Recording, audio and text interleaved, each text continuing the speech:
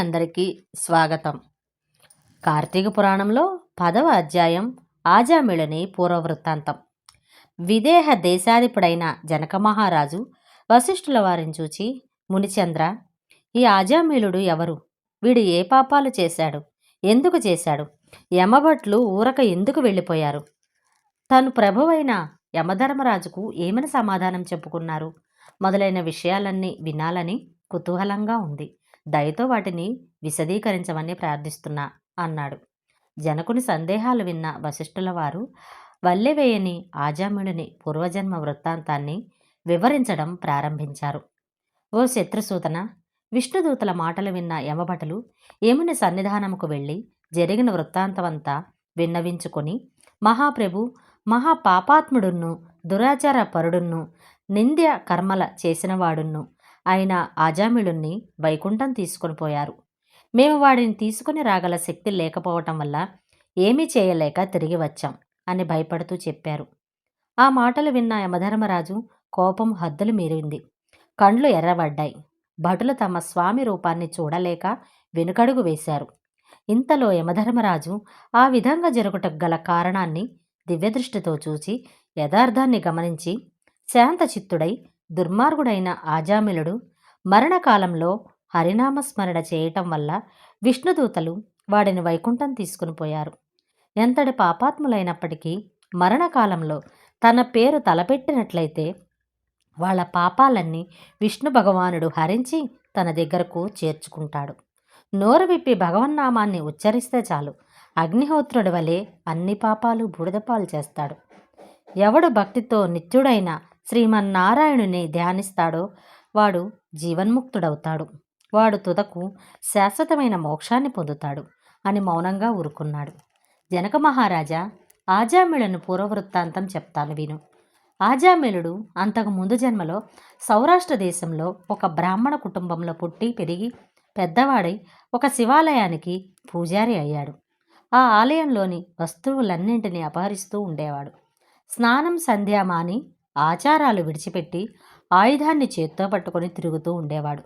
స్మార్త చదువు కొనివాడై ఉండటం వల్ల స్వామి పూజ చేసేవేళ ఒక్క మంత్రం కూడా చెప్పేవాడు కాదు. పూజ ఏ విధంగా చేయించాలో కూడా వాడికి తెలియదు. దేవుని ఎదుట కాళ్ళు చాపుకొని కూర్చునేవాడు. స్నేహితులతో అనేక మాటలు చెబుతూ దురాగ్రహం కలవాడై ఉండేవాడు. యుక్త వయస్సులో ఉండటం వల్ల బాగుగా అన్ని రకాల భూషణాలు అలంకరించుకుంటూ ఉండేవాడు. అతనికి దారిద్ర్యంతో బాధపడుతూ ఉన్న ఒక బ్రాహ్మణుని భార్య ప్రియురాలుగా ఉండేది. ఆమె కూడా రూప యవ్వనాలతో కూడుకున్నదై మోహావేశం వల్ల ఆజామిళునికి ప్రాణం ఇచ్చేది. ఆమె భర్త ఇతరులకు అన్నాన్ని కోరుకునేవాడు కాకపోవటం వల్ల పట్టణాలు, గ్రామాలు, పల్లెలు మొదలైన చోట్ల బిచ్చమెత్తుకొని వచ్చి భార్యను పోషిస్తూ ఉండేవాడు. ఒకనాడు భిక్షాటనం ముగించుకొని ఆకలితో ఇంటికి వచ్చి ఉపాదానపు మూటను కింద పడవేచి, ఆకలి చంపుతోంది, గుక్కెడు మంచినీళ్ళిమ్మని భార్యను అడిగాడు. ఆమె తన మనస్సంతా ఆజామిళుడి మీదనే ఉండటం వల్లను, గర్వం చేతను, ఇంటి పనులుందన్న తొందర వల్లను సమాధానం ఇవ్వలేదు. అప్పుడు ఆ బ్రాహ్మణుడు కోపంతో ఆమెను కర్రతో బాదాడు. శరీరం మీద దెబ్బ పడగానే ఆమె కోపంతో విందు వెనుక ఆలోచించకుండా భర్తకు తన పిడికిలితో గుద్దింది. ఈ విధంగా భార్య చేతిలో దెబ్బలు తిన్న బ్రాహ్మణుడు సహించలేక ఇల్లు వదిలిపోయి పొరుగుళ్లల్లో తిరుగుతూ భిక్షాన్నాన్ని భుజిస్తూ భగవంతుణ్ణి ధ్యానిస్తూ కాలం గడుపుతున్నాడు. ఆ బ్రాహ్మణి సాయంకాలం భోజనం చేసి విలువైన చీనాంబరాలు ధరించి సింగారించుకొని తాంబూలం చేత్తో పట్టుకొని ఒక రజకుని ఇంటికి పోయింది. ఆ రజకుడు మంచి రూపవంతుడై ఉండి ఉండడం వల్ల అతనితో ఆ రాత్రి గడపాలని కోరిక కలిగి తన ఉద్దేశాన్ని అతనితో చెప్పింది. ఆ వడివేలు మంచివాడే ఉండటం వల్ల ఆమె కోరికకు కోపగించుకొని, ఓసి మూర్ఖురాలా, ఈ నిసివేళ మా ఇంటికి ఏ కారణంగా లేకుండగా ఎందుకు వచ్చావు? నీవు బ్రాహ్మణ వంశంలో జన్మించావు. నేను నీచకర్మతో జీవించేవాడిని.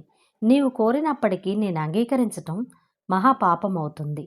నేను ఇంతకంటే నికృష్టమైన జన్మ ఎత్తాల్సి వస్తుంది. నీవు వచ్చిన దారిని పొమ్మని చెప్పినప్పటికీ వినకుండా వాదులాడుతూ కూర్చుంది. ఆ రజకుడు సహించలేక ఎర్రబారు కన్నుల కొనల నుండి నిప్పులు రాలుస్తూ ఆమెను రోకలితో బాది ఇంటి నుండి వెడలగొట్టాడు. అప్పుడు ఆమె అవమానంతో అతనిని విడిచిపెట్టి రాజమార్గాన పోతూ అచట ఆ పూజారిని చూచి అతని చేయి పట్టుకొని వేగంగా అతనిని వెంబడించి వచ్చి అతనితో ఆ రాత్రి తన కామవాంఛ తీర్చుకుంది. మరుసటి ఉదయాన్నే లేచిన తర్వాత తాను గత దినం చేసిన పనికి పశ్చాత్తాపడి భర్తను వెతుక్కుంటూ వెళ్ళి అతనిని కలుసుకొని జాలి పుట్టించే మాటలు చెబుతూ మన్నించమని కాళ్ల మీద పడింది. దయార్థ హృదయుడైన ఆ బ్రాహ్మణుడు ఆమె కోర్కెను మన్నించి తిరిగి ఇంటికి వచ్చి సుఖముగా కాలం గడుపుతున్నాడు. ఈ విధంగా కొంతకాలం గడిచింది. ఆయువు తీరటం వల్ల ఆజామిలుడు చనిపోయి రౌరవాది నరకాలన్నింటినీ అనుభవించి తర్వాత సత్యనిష్ఠుడని కొడుకుగా పుట్టాడు. కార్తీక మాసంలో వచ్చే కృత్తికా నక్షత్ర యోగంలో భగవద్ దర్శనం చేసుకున్నట్లయితే 7 జన్మల్లో చేసిన పాపాలు కూడా నశించిపోతాయి. కనుక వీడు హరినామస్మరణ చేయటం వల్ల అన్ని పాపాలు హరించిపోయాయి.